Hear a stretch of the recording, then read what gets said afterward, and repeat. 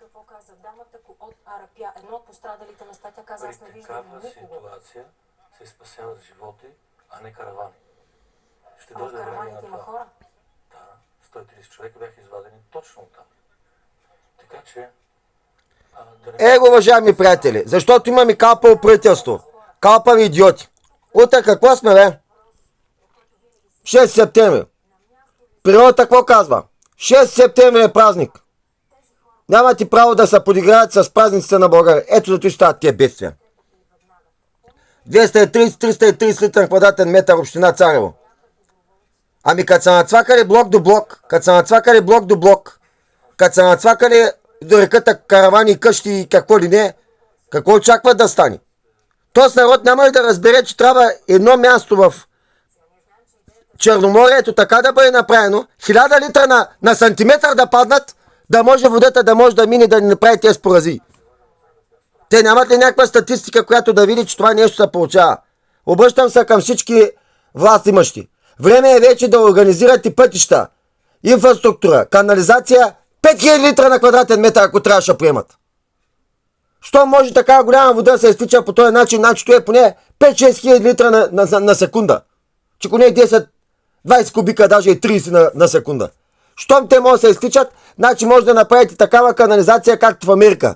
Как може в Америка да има канализация от преди 500 години, деца вика, на модернизирана, направена, ние тук не можем от 15-20 години да направим една канализация, която да приеме такава голяма вода.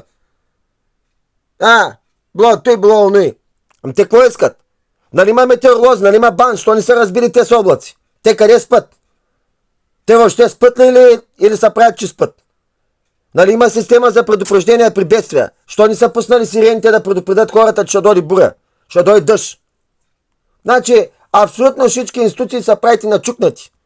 А идат местни избори. Няма хората да отидат да гласуват. Няма да имаме нужда от методи. Избират и мене, аз ще ви покажа как ето и място сега дет го дават. Дори след време да удари 500 литра на квадратен метър, едно нещо, не човек. Една кола няма да пострада. Едно кошче за буклук или някакъв чадър, или ако щете, тези работи дет плуват там водата. Едно нещо няма пострада. Но вие просто не знаете как да управлявате държавата. Тези управляващи, които не управляват, са пълни никадърници. Ама всичките, от до. Те не могат да разберат, че това нещо е можело да бъде предотвратено. Всичко може да се предотвратява. Те просто са мързеливи. Как може на смартфоните да има една минута преди земетресението или 30 секунди да ме предупреди, а пък за едно такова бедствие не могат да предупредят половин час по-рано, хората да си вземат караваните, да се махнат от там, да не стават преди те, и те с хора, които живеят блоковите, се качат блоковите и чакат да мине дъжда. Даваха едното място, там подготовка за строеж на блок. И тя водата там направо влязла и напълнала основата на строежа с вода. Те какво очакват? Бетон до бетон, бетон до бетон. Така дойде тая вода от планината или откъде дойде, тя няма да мине, отвен да мине през града. Тя не може да мине покрай града. Затова покрай града се правят такива отходни канали. Не е реката да минава през намайната си и да помита всичко. Правят се отходни канали покрай самия град.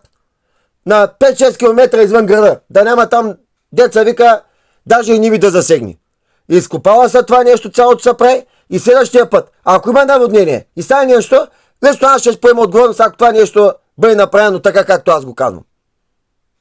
И ще съм съгласен да вляза в затвора, ако не е било предвидено. А пък аз ще го предвидя да бъде 1000 литра на квадратен метър. То такова нещо няма да стане и по световния потоп. Не е било. Тъй, че повече от 370-80 литра няма как да стане, ако ще не знам кой да се получи. То даже той е станало, защото са събрали силно 3-4 облака и са се обединили и се е получило като общ фонд. Его. Ама, сега да ме извинявате, ама след като казвате, че канализацията не можела да приеми. Ами ще направите канализацията да бъде голяма, както едно време в Нью Йорк се е направили. Нью Йорк хората в метрото има канализация под метрото отдолу. Старо метро, където може да се използва за канализация. Вие в София даже не сте го направили нещо, камо ли за Южното Черноморие. Вижте какво става. Вижте какво става. Гледайте къв наклон. Его как връщат. Тя водата се излива отвънка, каналите връщат. Ето доказателство, че каналите не са направени. Що не са направили? Примерно тия канали да бъдат широки, примерно 20, 30, 40, 50, 100 метра и отгоре да бъде с 5 метра бетон, а да им ще избили. Ще изби, ама направо ще се изстреля във водата, в морето.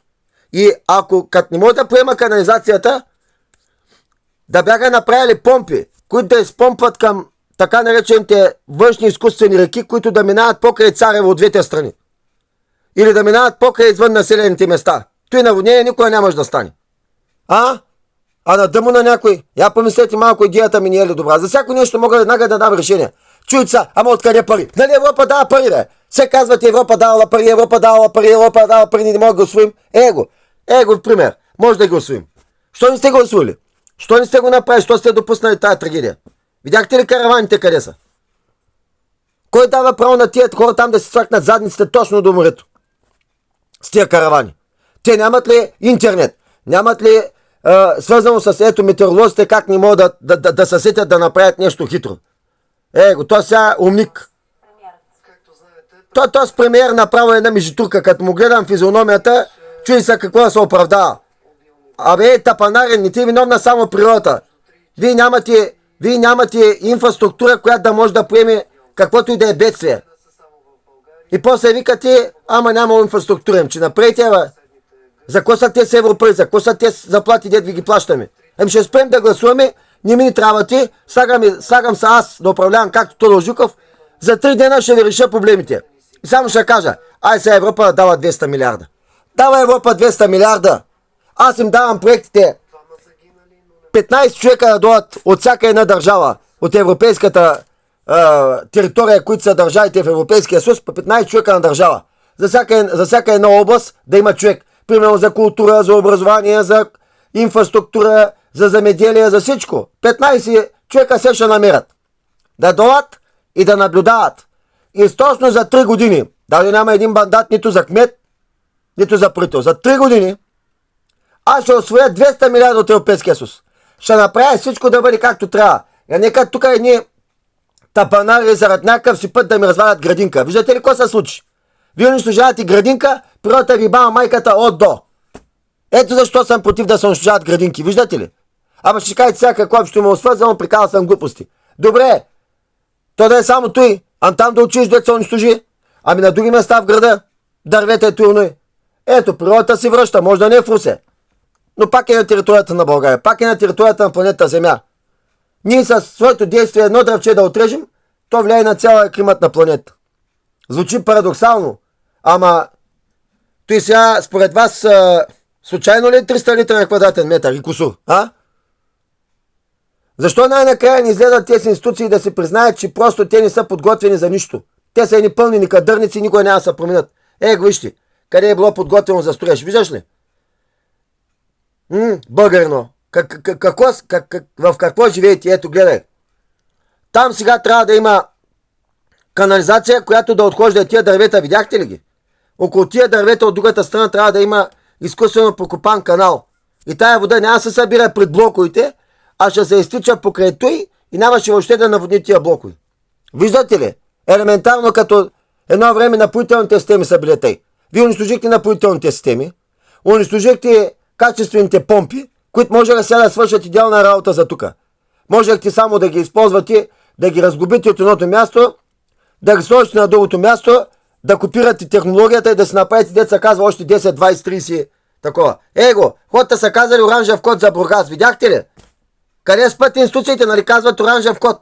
Те що ни кажат на тези деца с караваните? Той, уважаеми приятели, уважаеми съграждани, моля ви се, махнете си караваните от тук, защото ако стане нещо, държавата няма да възпася. Те да им каже, да виж тогава как ще почнат да мислят с главата си. Прогнозата за времето им казва. Хората са им казали. Ама трябва да, нали има предупредителни системи. Що ни ги включат да кажат? Уважаеми господа по Черноморието, моля ви се, махнете си колите и караваните от пътищата. Паркирайте ги на високо. Не на ниското, а на високо, за да не бъдат пометени в океана. Едва ли не. Защото то морето станало като океан. Като гледам какви кадри. То се едно цунамито, вместо да отива към сушата, то от сушата отива към морето. Сякаш цунами го ударило. Те сега да ме извиняват, ама наистина това е огромна грешка на цялата система на държавата. Те трябва да пуснат ни сирени, да предупредят и да кажат: опасността е много голяма, молим за цялата област Бургас да се сложи извънредно положение и предварително да се вземат мерки. Ако трябва, можеш и за това време, 5-6 дена преди да дойде тази ситуация, можеш да покупаят поне някакви разширения на реката, дълбочина, да може да приеме тая вода. Трябва да се правят дълбоки корита на реките, да може тази вода да се изтича в рамките на корито, не да се разлива на майната си. Що Дунав, дори колкото и да пуснат железни врата, Русе не може да бъде наводнен, защото Русе е на високо. Ами що не направи всички градове да се изместят малко по-нависоко, както и там, дето е Черноморието. Ами направете го малко повече условия. И бамо мамата. Той също и за Западна България, за Северо-Западна България, там Северо-Западна България, Западнала България. Там е същото положението, там ще удари също. Ами, го Русе, наводняваш се долу мелницата, направи едни големи канали, сега няма наводнение. Ама що трябва сега да ви го казва някой, да ви го набива в главите и ви тогава да казвате, може. Къде спите? Не се чакат и избори. Ари прейте го преди изборите сега да видя. Сега ако съм на ваше място, уважаеми парламентарни господинчовци, отлагам всички избори, фащам се да оправям държавата, преставам да дразня хората. 3 март ли националния празник, 24 май, аз ако съм пък ще искам да са 3 празника национални. 3 март, 24 май и 6 септември. Нещо да има да кажете. И 22 септември. Нещо да питате още. Да натрем на цяла Европа мутрата, че ние сме най-старата нация и имаме най-много празници. А те кой имат? Имат ли такъв подобен празник Съединение? Или да имат празник, който да друга държава да се дигнала задника да освобождава? Няма такъв празник, нали? Голяма част от Европа даже не са, даже те по следния момент са сетили да правят нещо, да спират османците да не ги завладеят. А сега къде спът, че не могат да зацепят, че и 3 празника са важни. И 24 май, и 3 март, и примерно 6 септември. Защото 6 септември без почти капка кръв да се пролее и да се прави война, сме се обединили. Без Русия, без Америка, без никой. Ето е национален празник. Даже ако питате мене, по-заслужава да е национален празник, отколкото 24 май. Защото 24 май той е за цяла Европа. По-скоро за азбуката на цяла Европа почти. Той не може да се сложи национален празник, защото той не е празник на държавата, е празник на цяла Европа. Не можеш празник, който е на цяла Европа да го цвакнеш само за България. Той някак си малко прекалено дигаме алармата, защото Кирил Методи може да са българи, ма той не знае, че трябва да правим да развяваме знамената, кой знае какво станало. Съединението на България то малко ли? Иначе сега той ще да бъде в източна Румелия.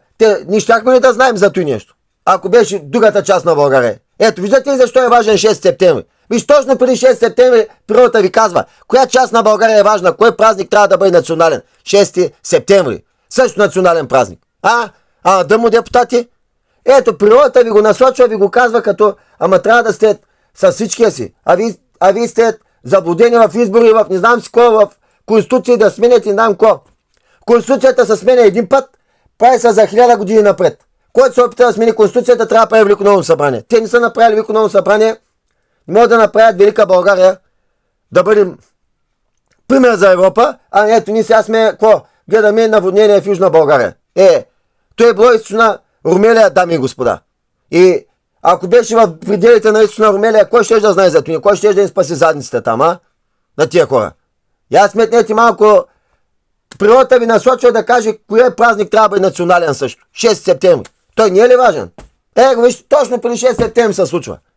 Сега ако ми кажете, че природата не е правилна, аз отръжа глъта и се я закача на кол пред общината. Вижте природата как ни насочва, кое е важното. Дава ни подсказки, ама никак нямаме тук чип да ни влезе в главата, като нямаме собствено ориентация, а чакаме се като овцете.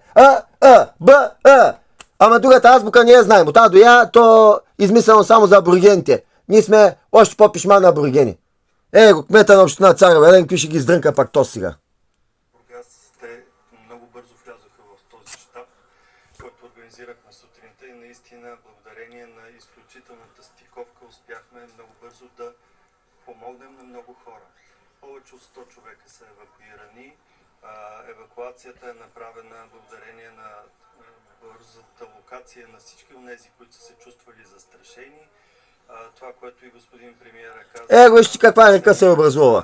Деца, искам да кажа... Той нещо, ако беше направено да бъде изкопано, да бъде направено с легло, това нещо няма да се случи. Тук са подготвили да строят нещо. И той нещо като мина, вижте къде са блъскало оградата. Оградата как е скривена. Тук са ще да строят друг блок. Блокче до блокче, блокче до блокче, ето резултата. Всичките блокове под вода. Не.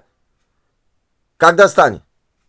То се речи коя е ниската част на града, коя е високата част на града. Сега да ме извиняват, ама аз той нещо не си го измислям, то се вижда само. Ако имаше специални огромни канали, както тук в Русе ги направиха да не се наводнява долу Волов и надолу, хората са го измислили. Русе го има, тук що го няма? Айде да го питам този кмет на Царево, какво ще каже по този въпрос. Официално задавам този въпрос чрез моя YouTube канал, да го видя какво ще каже. Защо в Русе ги има такива работи, то за централни улици, а там не могат да направят 5-6 такива тръби, които директно с помпи да отвеждат водата, когато има голяма приливна вълна. Няма да връщат канали, няма да връща нищо. Даже обратното, каналите ще бъдат силни и ще могат да приемат водата за минути. А не да чакат по 15-20 минути, по 1 час водата да се изтича. Тук сега що няма наводнение на централните улици долу. До Практикер и тук до Мелницата, бившата. Що? Защото нямат вече проблеми, защото има изведена инфраструктура. Там що няма така инфраструктура? Тук копаха колкото 5-6-8 етажна сграда да направят тия тръби и работи. Там нищо не са направили. Нали са европейски средства? И къде са ви европейските средства? Къде са ви европейските инвестиции? Значи те най-елементарното, което могат да направят е да направят статистика. Аз го казвам за пръв и последен път. Къде е имало наводнения, какви литри, кога е било. Прави се една обща статистика и тези места, където са застрашените, първо се почва приоритетно там. Същевременно се правят и другите, като се кандидатства за всички тези европроекти. И се казва на Европа така: положението ще стане при вас също, зато и дайте пари, за да ни гледаме тая свинщина сега тук по телевизията. И природата ви казва, че 6 септември май наистина трябва да бъде той национален празник. Значи, трите празника, 3 март, 24 май и 6 септември трябва да бъдат обединени да се казват трите, значи, на 3 март се използва червения цвят за пролятата кръв за освобождението. На 24 май се използва зеления цвят за бъдещето, за природата, за културата, за всичко. А белият цвят за мира на 6 септември Съединението на България. Кой ще кажете за този знаме, което би го направил? Трите празника се обединят, тогава ще седнат на задника и всичките партии и ще седнат накрая свършат тая работа, не трябва да я свършат, а не се занимават кой бил националният празник. Ето ви какви са националните празници. Как трябва да бъдат комплектирани. Даже бих направил такова знаме. Бялото 6 септември, зеленото 24 май, червеното 3 март, защото на 3 март са най-много кръв е пролята. А пък на 22 септември, Деня на независимостта, да бъде сложен като геп на лъва и да пише Денят на независимостта 22 септември. Той също трябва да бъде включен. 4 празника трябва да бъдат. И 4 празника трябва да са почивни дни, и 4 празника трябва да се считат за национални. Защото никоя държава няма толкова много празници. Такава история, каквато България има. Тогава да се отворят тия Западна Европа и да престанат да не... Те ни дават тези подкокоросвания тук заради Русия, заради войната в Украина, да сме махали 3 март. Що не махнете и 22 септември? И 6 септември? Що не махнете въобще историята на България да видите какво ще се случи? Че ви се подигравате по този начин с историята на Македония. Защо вярвам сега искат македонците да такот. Зато и ни трябва да влизат в Европейския съюз. Защото те също подкокоросват да нямаме 3 март.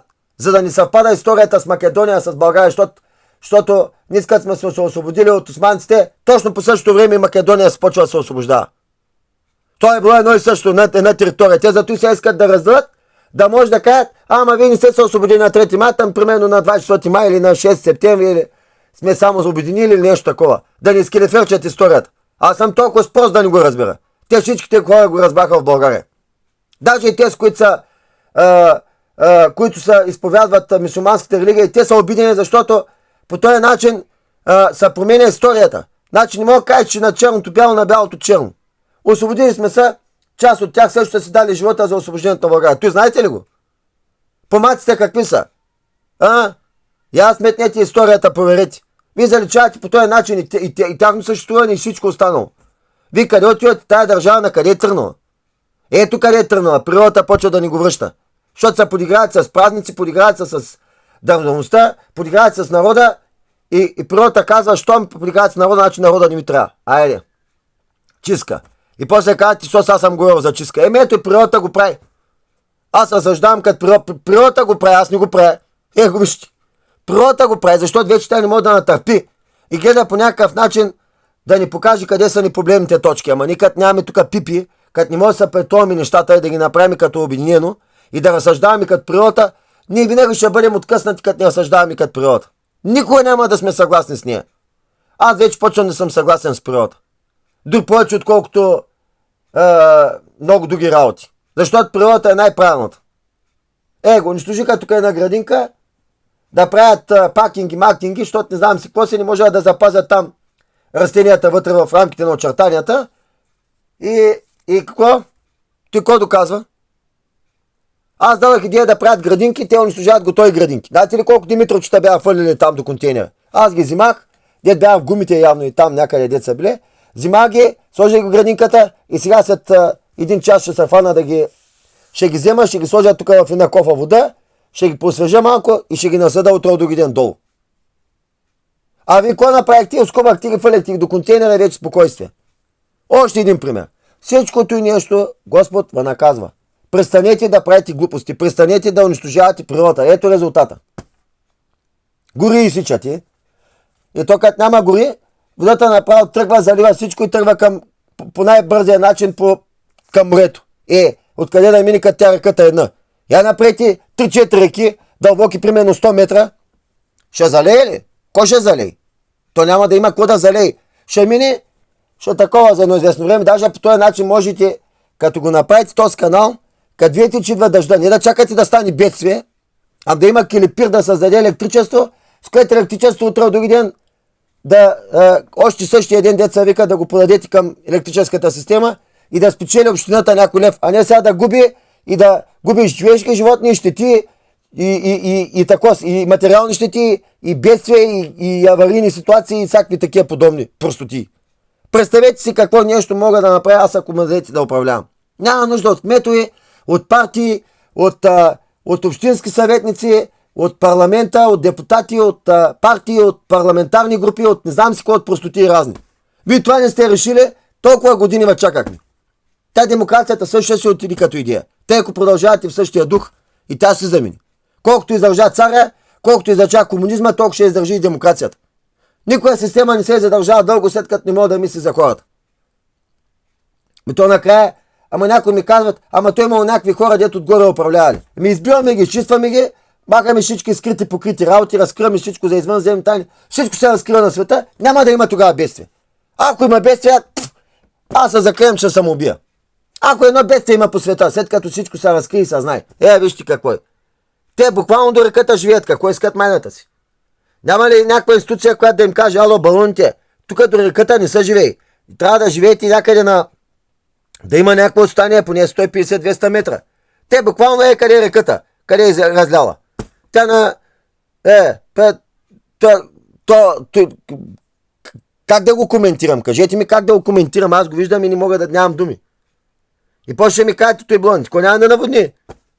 Тя ръката от другата страна, тя залива, влиза между къщите, и какво? И после казвате бедствие. Не е бедствие. Това си е закономерност, природна. Вие като не знаете как да реагирате, естествено, че бъде бедствие. Аз ако примерно ми падне една плочка на главата от някой блок, няма да кажете, че блока се разпада, ще кажете инцидент. А то не е инцидент, проблема е, че блока не е направен както трябва, както в Руси има такива блокове и няма кой да ги санира и да ги модернизира. Кой да ви кажа, бахте нацията и бахте тъпотията, дет сме станали.